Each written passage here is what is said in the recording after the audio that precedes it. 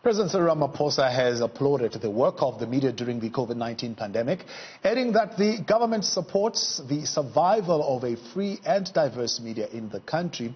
In his weekly letter, Ramaphosa says it's been 6 months since the national disaster was proclaimed, and the sector has played not just its traditional watchdog role, but exercised its civic duty in supporting the national effort to contain the coronavirus. He says the media industry has been one of the hardest affected, with many publications closing. However, the South African National Editors Forum says it's working to refine business models. The president has called for more young journalists to enter the field of journalism and for businesses to support media houses through advertising.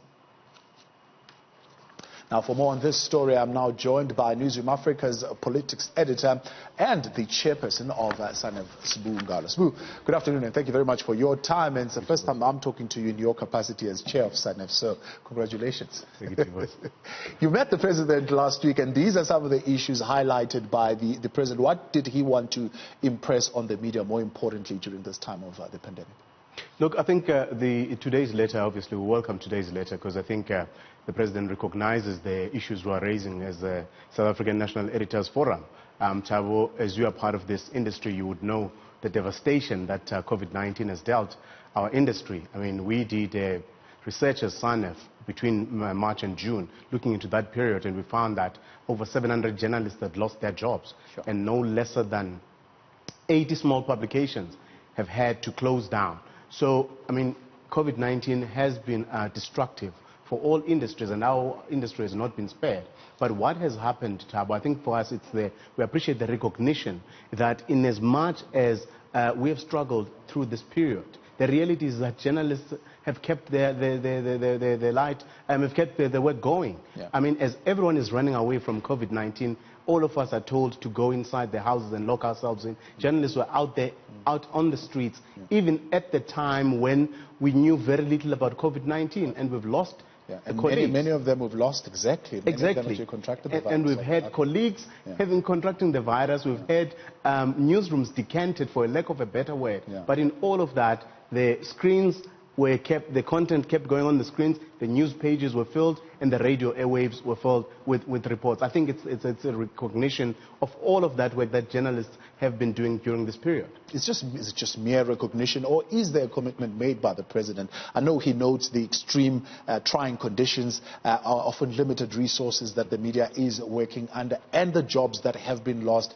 But is government planning some kind of support for this sector, as they have, particularly as we're talking about the recovery and the revival of the economy going forward? Thabo, last week's meeting with the president was the second such meeting this year.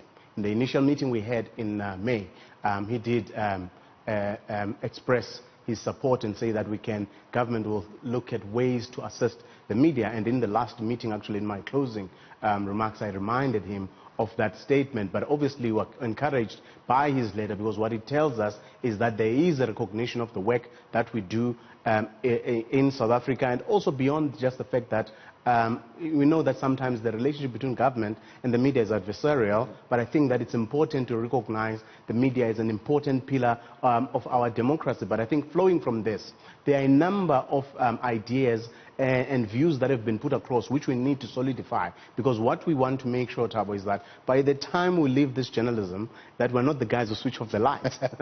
We have to leave a sustainable and a vibrant media industry in this country. Given the opportunity, I can give you some of the examples that we are discussing currently. All right.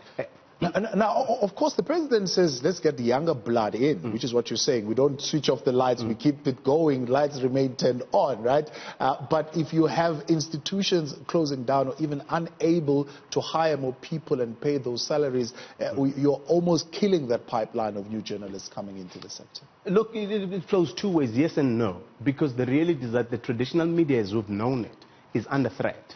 And even before COVID-19, for instance, print journalism was in decline. Yeah. But what we saw with COVID-19 is that it fast-tracked that decline, and actually the devastation has been more than we would have we had imagined. But I think what it then does is that it opens up new avenues where we know that digital journalism and digital news media products have been growing for a while. But if you look at the figures during the COVID-19 period, of the lockdown period, you could see some of the some of the products have actually doubled in terms of the numbers. But I think the issue here is the sustainability, because journalism costs money, Tab. Yeah. To produce journalism, you spend money. But if you look at the main source of income in terms of the business model of most media companies is through advertising.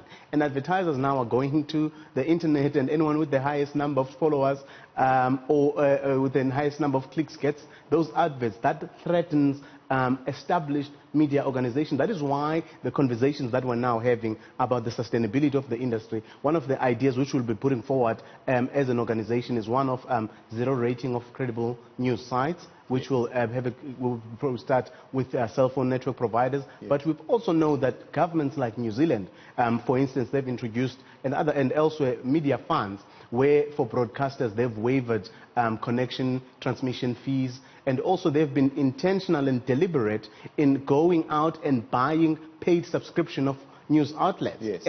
at central level and also at regional level. Yes. That is just one way to plug it, but it's not exhaustive, as I'm saying.